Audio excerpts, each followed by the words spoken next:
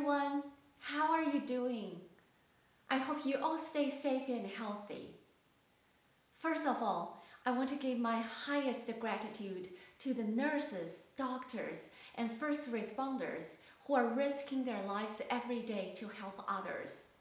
So let's continue doing our part to slow the spread of the virus. Like many music teachers around the world, I now teach online piano lessons to all of my students. I started the second week of March, so now it has been 5 weeks already. To be honest, I have mixed feelings about online lessons. On one hand, I'm extremely grateful that we can continue learning and teaching through this difficult time. I remember I was so excited in week 1 because it's my first time teaching online lessons and I was eager to try teaching on the new platform. In addition, I want to see what kind of environments my students usually practice in and how their pianos sound like. I must say it's very helpful. After seeing it firsthand, I now completely understand why they play the way they play. Without online lessons, I would never be able to see that part. Also, students now have the comforts of staying at home and playing on their own pianos. I did notice when they're surrounded by familiar settings, they feel more at ease. As a result, they're more confident and they play better.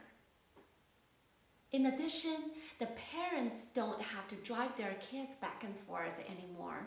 They can either work or do other things in the house while monitoring their kids' piano lessons. So these are all the benefits of having online lessons. However, as I entered my second week of online teaching, I started to encounter more and more challenges. I realized that teaching online is much harder than teaching a traditional in-person lesson. It demands more effort and more energy from the teacher, especially if you want to maintain the same standard that you always have. There are 2 major problems I constantly have to deal with. Number 1, the unstable Wi-Fi connection. If you teach online, I'm sure you have experienced that at some point too. I can't remember how many times my student just vanished from my screen, or how many times we have to reconnect during a lesson. I am not a tech person, but after 5 weeks of trial and error, I found there are 2 things that can help improve your Wi-Fi connection. Number 1, try to keep your wireless router close to the piano and tell your students to do the same. This way, your Wi-Fi signal will remain pretty strong and steady. Number 2, turn off all other devices or apps that might be running during the lesson because they can really take up quite a lot of your bandwidth. I have had situations that some of my students' parents were having Zoom meetings the same time as our piano lessons. As a result, I ended up with a very choppy image and the sound is also delayed. So I would say if the meeting is a recurring situation, then it's probably best to move the piano lesson to a different time because we can't really tell the parents not to work, right? By the way, I'm mostly using FaceTime and Skype to teach. I can't really say one is better than the other because when the Wi-Fi connection is strong and steady, both of them worked beautifully. But if the signal is weak, both of them failed. Another problem I had with online lessons is the distractions coming from other family members. Especially now, everyone is in the house. One time, I was interrupted by a very high-pitched voice. Turned out it's my student's younger sister who is playing with her talking doll. Another time, in the middle of my students playing, I suddenly saw a big black furry stuff moving under the piano. It took me 2 seconds to realize it's their dog who decides to join the piano lesson. Although these incidents were quite amusing, they did make me wonder, is online lessons really gonna work? But let me tell you, it's my students. They kept me going. Week after week, most of them have showed consistent progress. I'm pleasantly surprised by how much they have managed to accomplish despite all the challenges we went through together. After seeing the results, I'm now convinced that online lessons can work. So today I would like to share with you what I have learned from my own online teaching experience and some strategies that have been proven effective. First, I would like to show you some footage of me teaching online lessons so you get an idea what it looks like.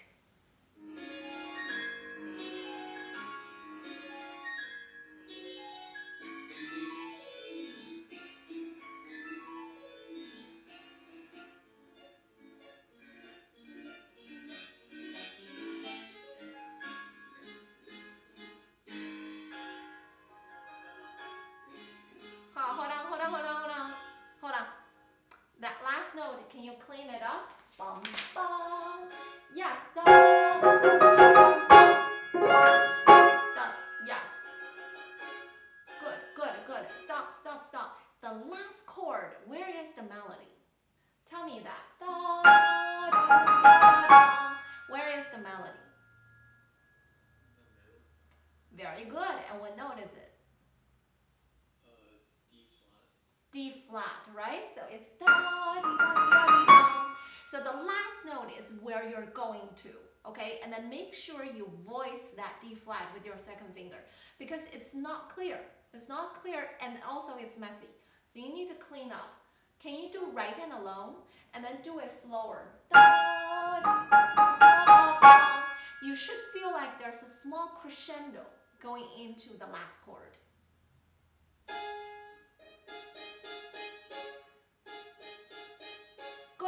Good. Much better. Now, what about the first one? The first chord. I need to hear that F. Yeah.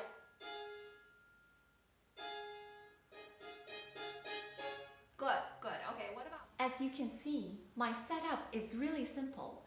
I just utilize what I already have in the house. I'm using an iPad Pro because I like the bigger screen and the camera resolution is excellent. I just put my iPad Pro on a bar stool, actually the same one I'm sitting on right now, and it gives a pretty good angle to show both my hands and the entire keyboard. By the way, I just discovered an even better setup from one of my students. They put their iPad on a tripod that can go up to 6 feet tall. That extra height allows me to see not only the student's hands and face, but also his feet. I can clearly see how he pedals. So all you need is just a regular tripod, you probably already have one, and a tripod mount for iPad, which you can easily find on Amazon. By the way, there are many videos on YouTube talk about how to set up for online piano lessons, what equipment you should get, or what conferencing software you can use. Some of them are really fancy, you know. They have the overhead camera, a side camera, and microphone, a headphone, and speaker. Well, those are wonderful suggestions. If you plan to teach online lessons on a long-term basis, you probably should invest on some of those. But before you rush to buy those fancy gears, please keep in mind one of the most important elements of online lessons is the sound provided by your students. We give instructions based on what we hear. So in that sense, your student's setup is even more important than yours. If your student's piano is not in good condition, no matter how fancy your setup is, the outcome will still be disappointing. That's why, in my discussion, I want to focus on teaching itself. At the end of the day, it all boils down to the communication. How to communicate with your students effectively online. How to overcome the physical barrier and keep your students engaged during the lesson. I have 7 tips to help you achieve that. Number 1, be more verbal. I used to make a lot of demonstrations for my students in an in-person lesson, and it worked great. Many times I didn't even have to say much and I just play. Students immediately get it. But now we're physically apart. I found students can easily lose their attentions. They don't follow me all the time when I play. At the end of my demonstration, I can tell their mind is somewhere else and they don't respond to me the same way they normally do. In this case, talking to them directly is much more effective than playing. Try to keep your explanation as clear as possible. Be simple and straightforward. Along this line, here's my second tip. Ask more questions. You need to create more opportunities for interaction and exchange. Encourage students to speak more during the lesson. For example, I always ask them, what key is this piece written in? How many parts do you see in this piece? Or what part do you feel is the hardest and how can you work on it? They don't always have to have the answer, but the point is when you constantly put their minds to work, they will be more engaged in learning. Tip number 3, have your students take notes for themselves during the lesson. In the past, I always write notes for my students to remind them what problems they need to fix or how many times they need to practice, etc. Now, I let my students be in charge of that, and it's a very good way to get them involved. Even my 8-year-old student has no trouble doing it. Just give very specific instruction, but keep it simple. For example, you could have them write down things such as practice hand separate 5 times each, or correct wrong note in measure 10, worked on dynamics, practice slowly, but give them a very specific metronome tempo mark that they can follow. Because they write the notes themselves, the process itself already helps them to remember a lot of things you said in the lesson. And more likely, they will be looking at the notes when they practice. Tip number 4, keep eye contact with your students as much as possible. It's a small detail, but a very important one, especially when you work with younger kids. At the beginning of each online lesson, I would ask the students or their parents to adjust the camera angle so that I get to see not only their hands, but also their faces. When I start a conversation, I would also ask the student to turn to the camera and look at me on the screen. Most of them would do it anyway without my asking. But by reinforcing it, you help them to listen more attentively. Tip number 5, be a cheerleader for your students. Don't forget, this is their first time doing online lessons too. They are trying hard to adapt themselves to this new way of learning. When they can't see you or hear you well, they feel frustrated as much as you do. So now, more than ever, they need your encouragement and support. I would also have small talks with my students in every lesson. Just ask how their day is going, how they feel about staying at home, or what their daily routine is like now. When they feel you truly care about them, believe in them, they're willing to work harder because they want to impress you. Tip number 6, communicate with the parents at the end of each lesson. If the parents are not available at the moment, I would send them a message later just to keep them informed on how their kids are doing.